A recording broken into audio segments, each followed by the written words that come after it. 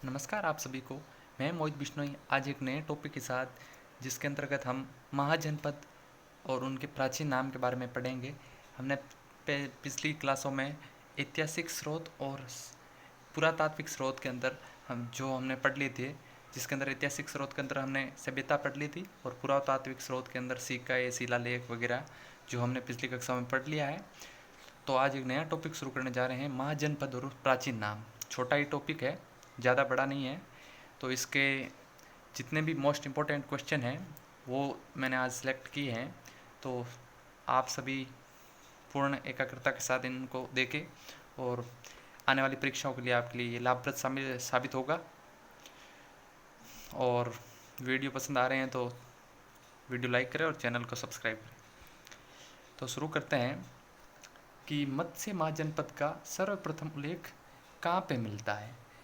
मत्स्य महाजनपद का सर्वप्रथम उल्लेख, तो सर्वप्रथम उल्लेख की अगर हम बात करें तो ऑप्शन ए में है रामायण, बी है महाभारत, सी है ऋग्वेद और डी है शतपथ ब्राह्मण। तो रामायण और महाभारत के बारे में तो आप सभी जानते हैं, लेकिन मत्स्य महाजनपद है ये हमारे ऋग्वेद के टाइम से चल रहा है। मत्स्य महाजनपद ऋग्वेद के टाइम इसका सर्वप्रथम उल्लेख हमें मिलता है। मत्स्य महाजनपद के अंतर्गत हमें ये अगले सवाल के अंदर इसके बारे में डिस्कशन करेंगे। मत्स्य जनपद जो था, प्राचीन नाम इसका बेराट था और इसकी राजधानी विराटनगर थी। ये सब को मैं आपको पहले ही बता चुका हूँ। जिसे हम मत्स्य जनपद के नाम जानते हैं वो प्राचीन में बेराट नामक स्थान था और जिसकी राजधानी विराटनगर थी। बेराट में पांडवों ने अज्ञातवास बिताया था। फिर अपना अगला सवाल है कि बेराट में कौन सा जिला सम्मिलित नहीं है। बेराट में कौन सा जिला सम्मिलित नहीं है। तो बेराट के अंदर आप सभी को पता है कौन सा जिला सम्मिलित नहीं है। तो ऑप्शन ए में है अलवर, अलवर है। जयपुर भी है। सी अजमेर और डी टोंक, टोंक भी है। लेकिन इसके अंतर्गत अजमेर जिला है वो बेराट के अंदर सम्मिलित नहीं है। बेराट सभ्यता हम पहले ही पढ़ चुके हैं। बेराट सभ्यता में जयपुर के आसपास का क्षेत्र था, वो बेराट के अंदर आता है। तो अजमेर थोड़ा मध्य राजस्थान में रह जाता है, तो ये बेराट के अंदर सम्मिलित नहीं है।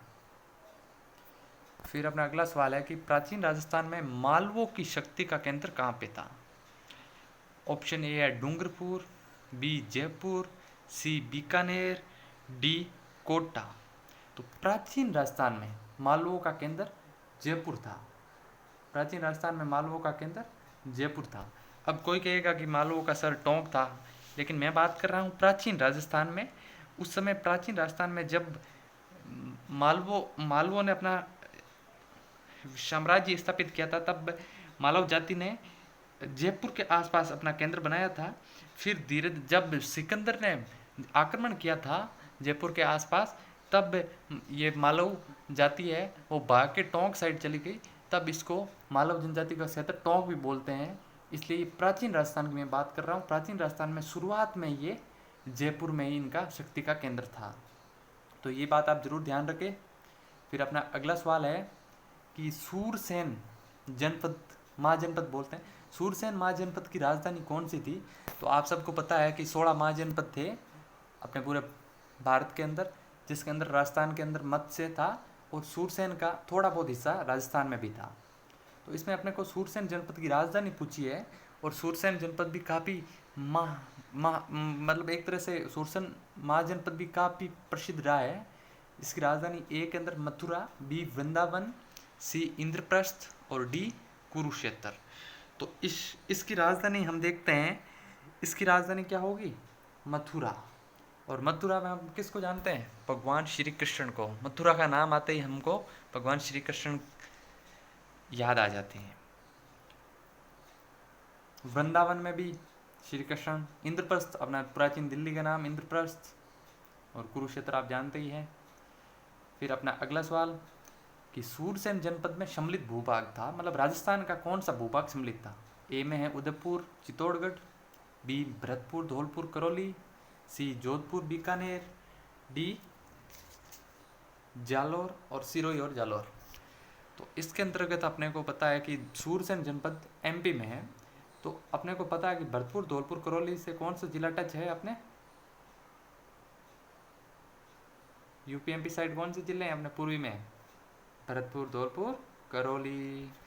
तो इसका आंसर ये होगा कि सूरसंग जनपद में राजस्थान के ये जिले सम्मिलित है, भरतपुर, धौलपुर, करेली, और अलवर का थोड़ा सा हिस्सा भी इसके अंतर्गत आता है।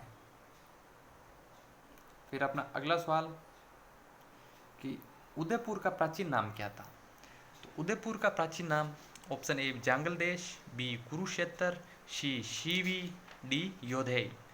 तो आप सभी ने प्राचीन नाम पढ़े भी होंगे, अगर नहीं पढ़े हैं तो मैं आगे के प्रश्नों में बता दूंगा, लेकिन अभी उदयपुर का प्राचीन नाम शिवी था। मतलब मेवाड़ क्षेत्र के जितने भी क्षेत्र एरिया आता है उसका प्राचीन नाम शिवी है, चाहे चित्तौड़गढ़ हो चाहे उदयपुर हो, इनका प्राचीन नाम क्या बोलेंगे हम? शिवी। अगर उदयपुर की जगह अगर चित्तौड़गढ़ भी लिखा आ जाता तो इसका प्राचीन नाम हम शिवी पढ़ते। इसकी राजधानी मध्यमिका थी और जिसके उसे समय उदयपुर के पास नगरी क्षेत्र से हमें मिलते हैं। अगला सवाल, प्राचीन नगर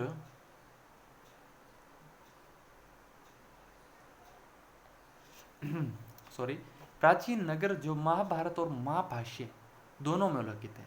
महाभारत तो आप सभी जानते हो, वेद व्यास जी ने इनका लिखित रूप से इन्होंने वेद व्यास जी ने इनका संकलित किया था।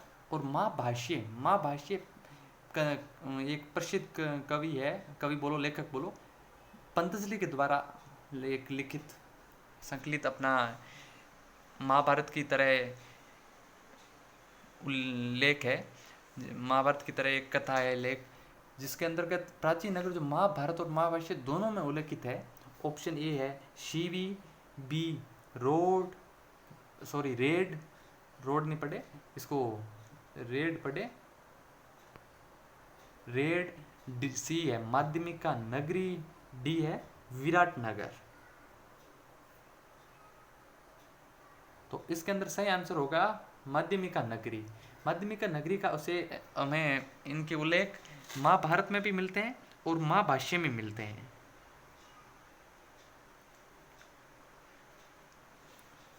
आपको मैंने बता दिया महाभाष्य पंतजलि द्वारा उल्लेखित है। फिर अपना अगला सवाल, किस भाग में योधेय नामक कबीले का शासन रहा है? राजस्थान में योधेय नामक कबीले का शासन पश्चिम में रहा है, उत्तर में, पूर्व में या दक्षिण में? तो आपको बता दूं कि इसका अपना कबीले का शासन उत्तरी राजस्थान में रहा है। उत्तरी राजस्थान में भी मुख्यतः कहाँ पे रहा है इसका?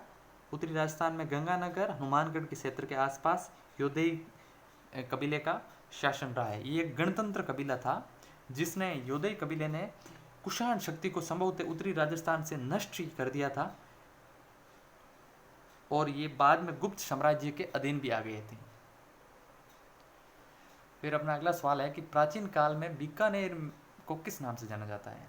अभी हमने उदयपुर का पढ़ा, बीकानेर का देखते हैं, मरु प्रदेश, बी मत्स्य जनपद तो नहीं होगा, आप सभी ने पढ़ लिया होगा, जयपुर साइड का है, सी जांगल देश और डी राजपूताना। तो आपको मैं बता दूं बीकानेर का प्राचीन नाम क्या होगा? जांगल देश, जिसको हम बीकानेर को राती घाटी भी बोल सकते हैं। और बीकानेर की स्थापना राव बीका जी ने की है, जहाँ पे जूनागढ़ किला बना हुआ है। और राजपूताना तो अपने राजस्थान का पुराना नाम है ही। फिर अपना अगला सवाल, नागौर का प्राचीन नाम? अब मरु प्रदेश, जांगलेस हमने पढ़ लिया, अक्षत्रपुर, मेनाल। तो नागौर का प्राचीन नाम याद रखना अक्षत्रपुर है। मेनाल भीलवाड़ा में है, जांगलेस बीकानेर का हो गया, मरु प्रदेश राजस्थान का बोल सकते हैं या जोधपुर को बोल सकते हैं। अब है प्राचीन काल में जम्बूक रण कहलाता। प्राचीन काल में जम्बूक रण, अब मैं आपको बता दूं जम्बूक किसे कहते हैं। जम्बूक अपन रीछ जानवर है उसको बोल सकते हैं। प्राचीन काल में जम्बूक रण है,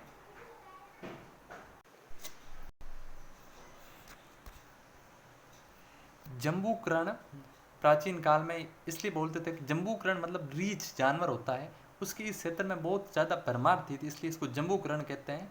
ये अपने केशोरायपाटन में था। केशोरायपाटन वर्तमान में कहाँ पे है? बूंदी जिले में, जहाँ शुगर मिल भी स्थापित की रखी है। फिर अपना अगला सवाल जो आपको कमेंट में करना है, इसका कौन सा सुमेलित नहीं है? तो सभी आप कमेंट कर ले। सीवी चित्तौड़गढ़, मध्य प्रदेश अलवर, भरतपुर, सपादलक्स, जोधपुर नागौर और अरबद या अर्बुद देश जालोर। तो थोड़े बहुत अपने पढ़ रखे हैं, थोड़ा बहुत आप देख के इसका सही आंसर कमेंट कर देना, मतलब कौन सा सुमेलित नहीं है और क्या इसका सही आंसर क्या होगा वो भी कमेंट कर देना। और वीडियो अच्छा लगे तो ज़रूर लाइक करना, चैनल को सब्सक्राइब करना।